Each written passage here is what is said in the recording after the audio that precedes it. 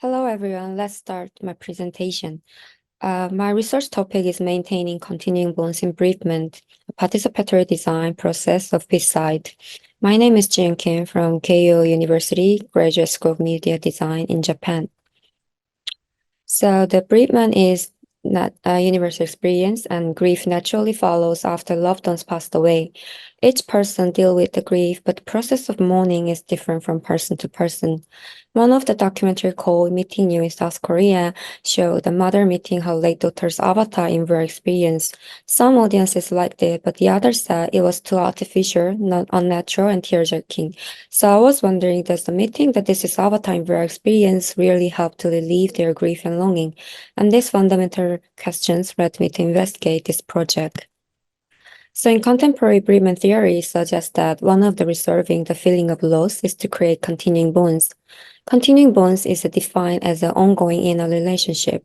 It presents a natural phenomenon where individuals maintain a connection with the deceased loved ones.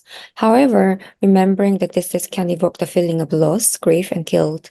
So this avoidance may be related to pre-death relationship. So my goal of my research is to apply the concept of continuing bonds in design context. It aims to encourage the bereaved people to confront their grief and longing while observing how my design contributes to help the bereaved emotion as affirmatively and to build a new relationship with the deceased. So I suggest the Be.side, which is a multi-modal artifact for maintaining continuing bonds through the deceased memory. The memory evocation is triggered by three elements: scent, sound, and heartbeat stimulation. These elements are customized by participatory design approach. Additional sense or sound is incorporated as needed, allowing for further development. This is a uniqueness of my study compared to other studies on topic of continuing bonds and participatory design approach.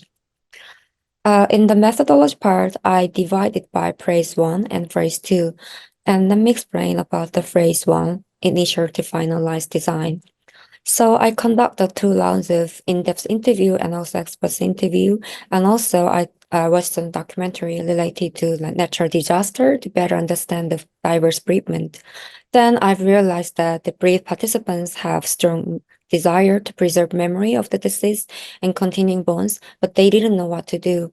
Their reluctant, uncomfortable experience, such as uncanny valley, like Bria experience or digital avatar, and some participants in Korea and Japan wanted to have new way of mourning, which is different from traditional rituals. In that cafe and documentaries said note that the bereaved people who lost their loved ones with the unexpected accidents still struggle with ongoing guilt. So grief could not be simplified as a regular linear process. So I redefined the grief process as a graph and segmented the grief of the group of the bereaved and communicate as an ordinary bereavement and unexpected bereavement. And I chose my target as an ordinary bereavement that refers the expected loss of loved ones due to aging or illness because of the minimizable possibility of generating unexpected and negative situations. And I choose the heartbeat as a metaphor.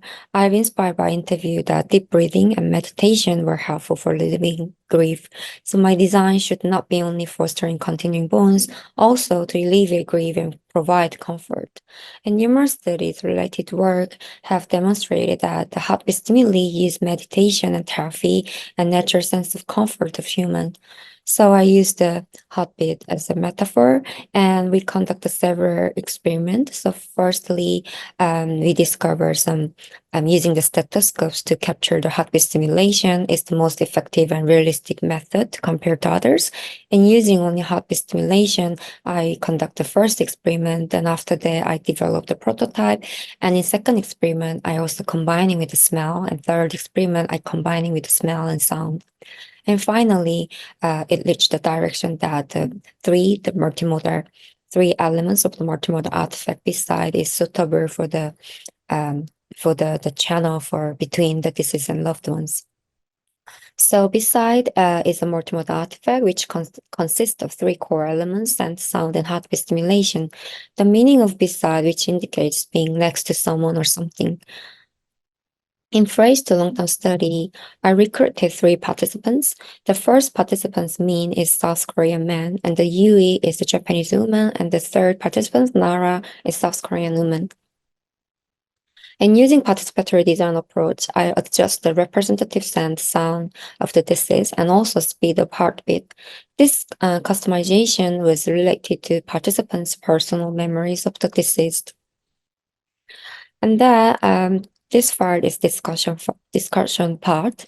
And then the first I found that the personalized literature and personalized bond, they commonly use the Be.side in the evening before the sleep. Because of the gentle lightings to help them to remember of the deceased. And three participants create their own literature of the Be.side, and they proceed of the literature for the continuing bonds. And the second one is more than just an artifact. The process of continuing bond started from the initial interview before they actually received the Be.side. And they appreciate that the interviews, they appreciate the interviews because they had opportunities to freely talk about the memory of the deceased and share their feeling and grief. So the importance is to allow the participants openly express their feeling and to sympathize with them. And this process seems similar to treatment of the bereaved patients, as mentioned in the interview in the psychiatrist. And the third one is pros and cons in continuing bonds. Interacting with Be.sides allow them to preserve their memory of the disease and maintain their continuing bonds. However, the engagement have both positive and negative aspect. So for example, Min and Yui, they evoked also sad memory during their long-term study, but they found acceptance and moved forward. However, Nara had a bittersweet emotion and she often spoke about her regret. And Nara struggled due to her father's sudden death, and her mother didn't let her know about he was sick. So this result helped me to gain a better understanding of pre-death relationship with the continuing bonds theory. In conclusion, brief participants used Be.side to recall the memory of the disease and gradually developed personalized richer with the artifact. The research process, especially the weekly interviews, facilitated emotional expression, helped them to maintain continuing bonds. During the 4-week long-term study, participants experienced both comfort and bittersweet emotions. However, they managed to maintain continuing bonds and gain a deeper understanding with the deceased. So in the original contribution to knowledge, I think our research makes several key contributions. First, it emphasized the importance of supporting continuing bonds among bereaved in design context. And using participatory design is also one of the meaningful result. And then it introduced Be.side the triggering vivid memory of the disease through olfactory and auditory and haptic experience. And then also the focusing on observing the result of participants in Japan and South Korea, explore the unique cultural literature on death and mourning, and showcasing how participants' perspective and attitudes were influenced by their own culture of mourning through their personalized artifact. However, with only 3 participants, I cannot generalize the cultural differences. So because of the sensitive topic, I focused on a very small number of participants and 3 work together. But so this could be a strong strength of my research, and also at the same time, it's kind of limitation of my research. So further studies could be expand more diverse countries and practical application of grief therapy or clinical settings. However, participatory design process led to the significant personalized intervention, so it also has limitation in broader implication. So thank you for listening.